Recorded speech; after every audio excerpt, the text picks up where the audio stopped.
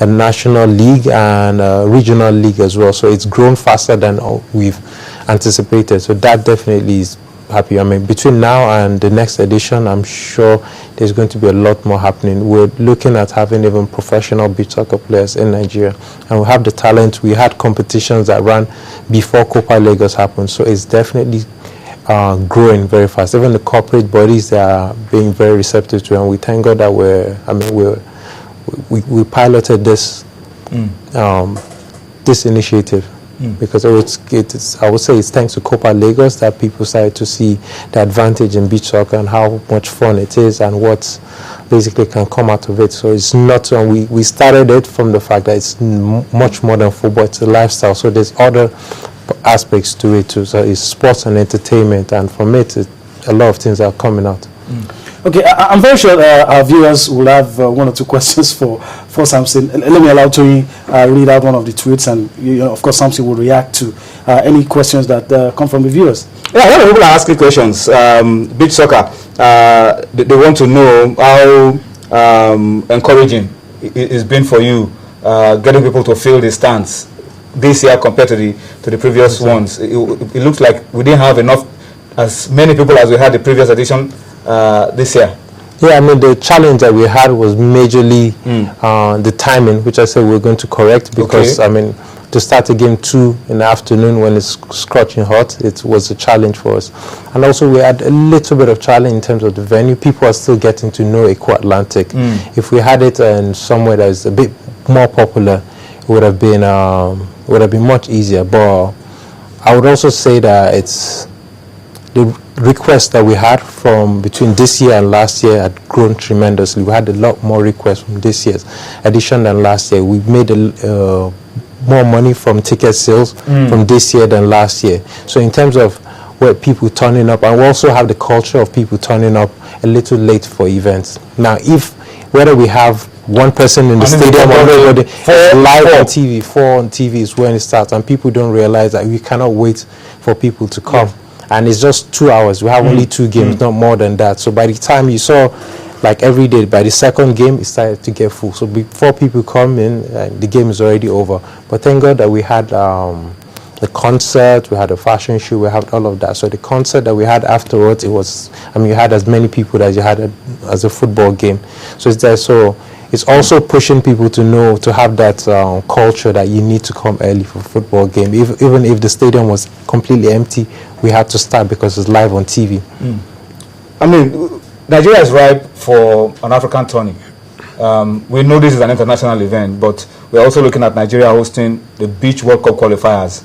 I'm sure that was one of the projections you had at the back of your mind when you were starting Copa Lagos. What are the challenges bringing that to reality? Definitely. I mean, it's so far the FIFA Beach Soccer Worldwide officials that came, they proposed it themselves that they see that Nigeria definitely can handle this kind of competition, but it also takes a process for it to happen, and we're definitely looking at it. I'm happy. I mean, the governor was there at the event. We had a tourism minister also that came to the event, so seeing it, and they also actually definitely happen. Just key into it, and they know that this is a big potential. I mean, you have about 13 to 15 countries that come in, so it's a different ball game. But definitely, I mean, we've seen it. We have all the facilities. We have everything that we need to do to happen. So it's definitely in the loop. Let me read a few comments on Twitter again. Outside of beach soccer now, Moses Seweje at Seweje 2005. He's talking about the Super Eagles. He says, "Let the Super Eagles." He's talking about let's not bother about the FIFA ranking. Interestingly, Yemi, Nigeria is the least ranked in our group. Yeah. Argentina is ranked above Nigeria. Bosnia ranked above Nigeria. Iran ranked above Nigeria. So we should really not think about FIFA rankings going to the World Cup. He says, let the Super Eagles prove FIFA wrong in Brazil by finishing among the top 3 in Brazil 2014. That rubbish, whatever rankings there are. We went to 1994 as the 5th in the world. Got knocked out in the second round. But let's go as 37 now and end up in the top 3. That's what it says. Onia Kelvin says, I know you have changed your prayer point. I mean, talking about the Glow Calf Awards. He says, I know you have changed your prayer point. He's saying Yaya is clearly the best on the continent. But he says, victory at the AFCON should count for something. It should. For Mikel, it should count for something. So I go with Yemi. He's going with you. Onea Kelvin at DSP1. Aiswe is going for you. He believes Nations Cup victory should help Mikel. Okay, I think so too. But we'll wait to see, and we don't have to wait for too long. Well, Samson, we love to thank you for your time on the show tonight. I hope that when next we call on you, will be available to let us know what you're planning to do for the competition next year. Definitely. Thank you for having me. Antonio as well. We wish you the best, Samson. Thank you. It's getting better every year. Yes. I'm sure 2014 is going to be a lot bigger. Definitely. Increase the number of those cheerleaders. No problem. Especially for you. Antonio as well, I need to thank you for your time on the show. We're going to go on a break. When we return, we'll be talking basketball, chess will be in focus. Join us again. I was mentioning before that he likes to use Abu in a more shock capacity, if you like, bringing him in off the bench, just trying to take advantage of tired legs among the defenders, but Abu having to play a more significant role today. That hit the post, but it wouldn't have been a goal because the throw was straight from the goalkeeper. No one else touched it, so you can't throw the ball from one end of the pitch into the goal at the other. That doesn't count.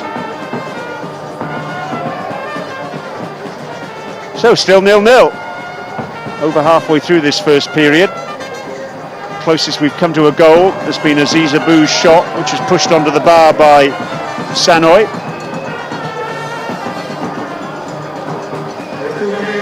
.48 goals already in Copa Lagos this year. In the inaugural competition in 2011 we had 58. Last year we had 55. What are we going to end up with this time? Trying to get a shot in there was Badmus Babatunde, and he scored! Oh, how on earth did he score from that angle? It was so acute.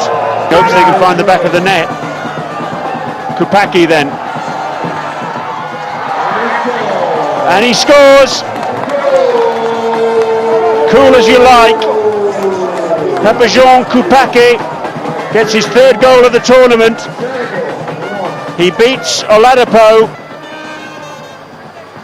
Abu, what a good turn. Turning one way, then the other. Gets the shot in! Into the side netting, despite the attentions of Ndor. Down goes low. Play on, says the referee. Okameri, what a good run! Oh, it's just over the head of Emeka. Still there though. Oh yes! And it's that man, Aziz Abu. He's done it again.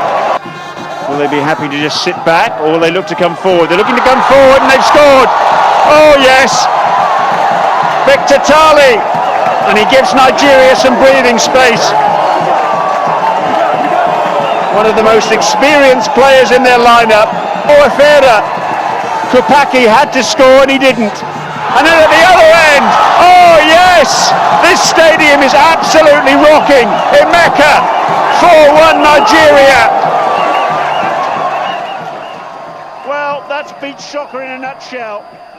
At one end. Welcome back. Pictures from the 2013 edition of the Copa Lagos, Nigeria emerging as the winner of the competition.